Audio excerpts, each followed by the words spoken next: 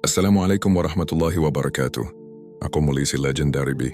Inspired ang maghahatid sa inyo ng katotohanan tungkol sa Islam at ang mga kwento nito. Huwag kakalimutan mag-follow, like at share upang patuloy nating maiparating ang kaalaman tungkol sa Islam sa ating mga kapatid na Muslim at non-Muslim. Ang ating pag-uusapan ngayon ay isang napakahalagang bahagi ng kasaysayan ng ating bansa. Paano dumating ang Islam sa Pilipinas? Katoliko ba ang unang relihiyon ng ating mga ninuno? Kung hindi, ano ang kanilang tunay na paniniwala bago dumating ang mga Kastila? At sino-sino ang mga pinunong Muslim at mga bayani na nagkaroon ng malaking ambag sa ating kasaysayan? Maraming tao ang nag-iisip na ang Kristyanismo ang unang relihiyon sa Pilipinas. Ngunit ayon sa mga tala ng kasaysayan, ang Kristyanismo ay dumating lamang noong year 1521 nang dumating sa kapuluan ng manlalakbay na si Ferdinand Magellan. Ngunit bago pa dumating ang mga Kastila, ang kapuluan na tinatawag natin ngayon na Pilipinas ay mayroon ng mga kaharian, pamayanan at mga pinuno. Hindi pa ito tinatawag na Pilipinas noon. Ang bawat pulo at kaharian ay may sarili nitong pangalan at sariling pamamahala. Halimbawa sa Luzon ay may mga kaharian tulad ng Maynila at Tondo. Sa Visayas ay may Sugbo o Cebu, Panay at Samar. Sa Mindanao ay may mga kaharian tulad ng Maguindanao, Butuan at Sulu. Ang pangalang Pilipinas ay ibinigay lamang noong year 1543 ni Ruy Lopez de Villalobos bilang parangal kay Haring Philip II ng Espanya. Bago pa dumating ang mga Kastila, ang ating mga ninuno ay may iba't ibang paniniwala. May mga lugar na ang paniniwala ay nakabatay sa kalikasan at espiritu ng bundok, ilog at mga bituin. Ito ang tinatawag ng mga historiador na animism. Ngunit ang animism ay hindi relihiyon sapagkat ito ay walang dalang katotohanang doktrina at propeta, bagkus ay sila ay maihahalin tulad sa paniniwala ng mga pagano. Ngunit sa ilang bahagi ng kapuluan, lalo na sa Mindanao at Sulu, ang Islam ay naitatag na bago pa dumating ang mga Espanyol. Ang Islam ay hindi dumating sa pamamagitan ng digmaan. Ito ay dumating sa pamamagitan ng kalakalan, pakikipag-ugnayan, at pangangaral ng mga Muslim na mangangalakal mula sa Arabia, Malaysia, Indonesia at Borneo. Isa sa mga unang kilalang nagdala ng Islam sa Pilipinas ay si Makhdum Karim. Siya ay isang Muslim, missionary na dumating sa Sulu at nagturo ng Islam sa mga tao sa rehiyon. Ayon sa kasaysayan, siya rin ang nagpatayo ng isa sa mga pinakaunang mosque sa Pilipinas sa Simunul, Tawi-Tawi. Isa sa mga pinakaunang nagpalaganap ng Islam sa Pilipinas ay si Sharif ul Hashim. Siya ay dumating sa Sulu noong year 1450. Doon niya itinatag ang Sultanate of Sulu. Sa pamamagitan ng kanyang pamumuno at pangangaral, maraming tao sa Sulu ang tumanggap sa Islam. Isa pang mahalagang personalidad ay si Sharif Kabungsuan. Siya ay nagmula sa Johor at dumating sa Mindanao. Doon niya itinatag ang Sultanate of Maguindanao. Dahil sa kanyang pangangaral at pamumuno, ang Islam ay lalo pang lumaganap sa Mindanao. Isa sa pinakatanyag na Muslim na pinuno sa kasaysayan ng Mindanao ay si Sultan Kudarat.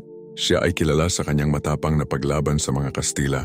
Sa loob ng maraming taon, pinangunahan niya ang pagtatanggol sa mga Muslim laban sa pananakop ng Espanya.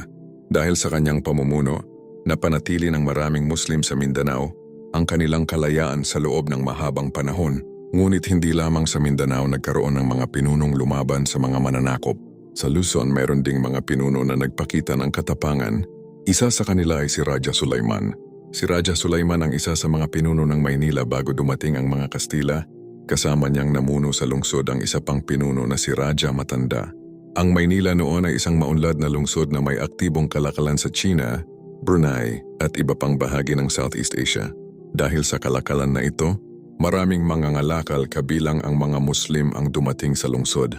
Noong year 1571, dumating ang hukbo ng Espanya sa pamumuno ni Miguel Lopez de Legazpi upang sakupin ang Maynila.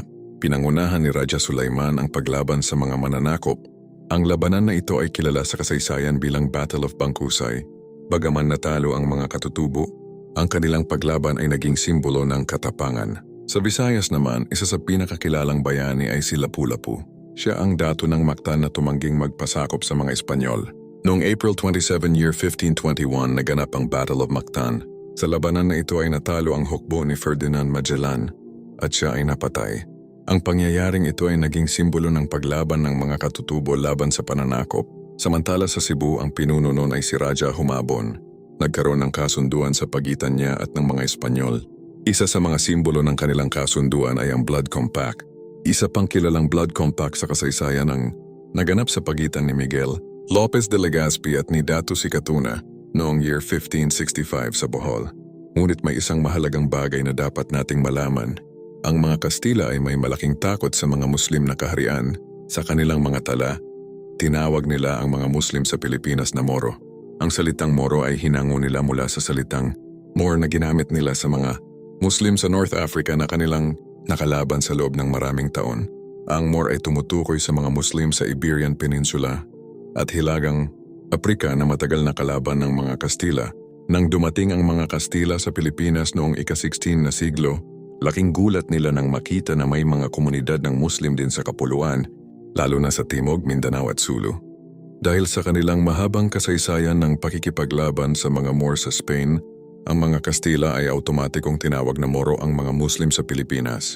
Ang salitang Moro naman ay ang bersyon sa Espanyol ng Moor na ginamit ng mga Kastila upang tawagin ang mga Muslim sa Mindanao at Sulu. Dala ang parehong negatibong konotasyon na kanilang iniugnay sa mga Moor sa Europa. Hindi ito ang tawag sa lahat ng mga Pilipino bago dumating ang mga Kastila, kundi particular sa mga Muslim na naninirahan sa Timog. Dahil dito, ang mga Muslim sa Mindanao at Sulu ay patuloy na nilabanan ng mga Kastila sa loob ng mahigit 300 years.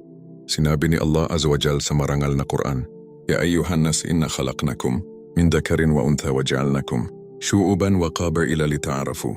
O sangkatauhan, nilikha namin kayo mula sa isang lalaki at isang babae at ginawa namin kayong iba't ibang mga bansa at tribo upang kayo ay magkakilala. O mankind, we created you from a male and a female and made you peoples and tribes so that you may know one another. Surah Al-Hujurat chapter 49 verse 13. Ipinapakita ng talatang ito na ang ibang bansa at kultura ay bahagi ng plano ni Allah Azza wa Jal upang ang mga tao ay magkaunawaan, mga kapatid na Muslim at non-Muslim. Ang kasaysayan ng ating kapuluan ay napakayaman. Bago dumating ang mga Kastila ay mayroon ng mga kaharian, mga pinuno at mga sibilisasyon sa ating lupain. Ang pagdating ng Islam ay bahagi ng kasaysayang ito. Hindi ito dumating sa pamamagitan ng pananakop kundi sa pamamagitan ng kalakalan at pangangaral. Ang pag-aaral ng kasaysayan ay mahalaga upang maunawaan natin kung saan tayo nagmula.